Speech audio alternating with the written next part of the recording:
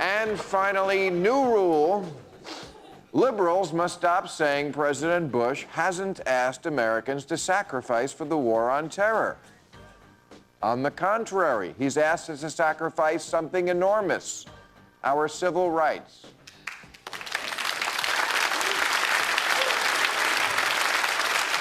Now, when I heard George Bush was reading my emails, I probably had the same reaction you did. George Bush can read? Yes, he can. And this administration has read your phone records, credit card statements, mail, internet logs. I can't tell if they're fighting a war on terror or producing the next season of Cheaters. I mail myself a copy of the Constitution every morning just on the hope they'll open it and see what it says.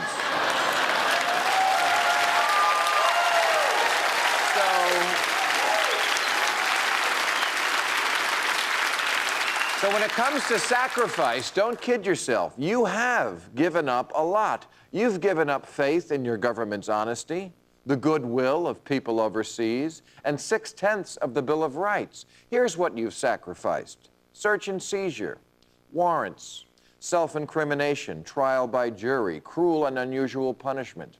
Here's what you have left: handguns, religion, and they can't make you quarter a British soldier. If Prince Harry invades the Inland Empire, he has to bring a tent. You know, in previous wars, Americans on the home front made a very different kind of sacrifice. During World War II, we endured rationing, paid higher taxes, bought war bonds, and in the interest of national unity, people even pretended Bob Hope was funny. Right, you laughed at him. Okay.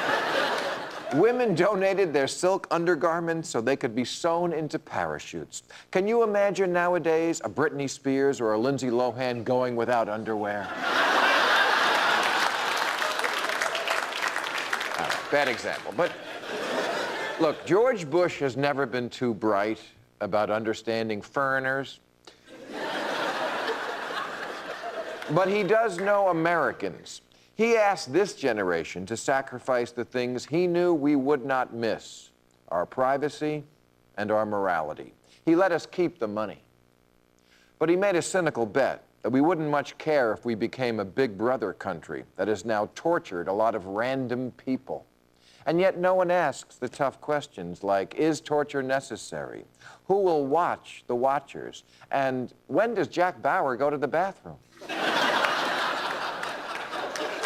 I mean, it's been 5 years. Is he wearing one of those astronaut diapers?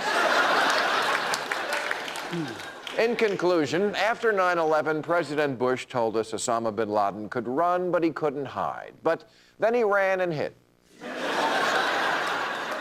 So Bush went to Plan B, pissing on the Constitution and torturing random people. Conservatives always say the great thing Reagan did was make us feel good about America again. Well, do you feel good about America now? I'll give you my answer. And to get it out of me, you don't even have to hold my head underwater and have a snarling guard dog rip my nuts off.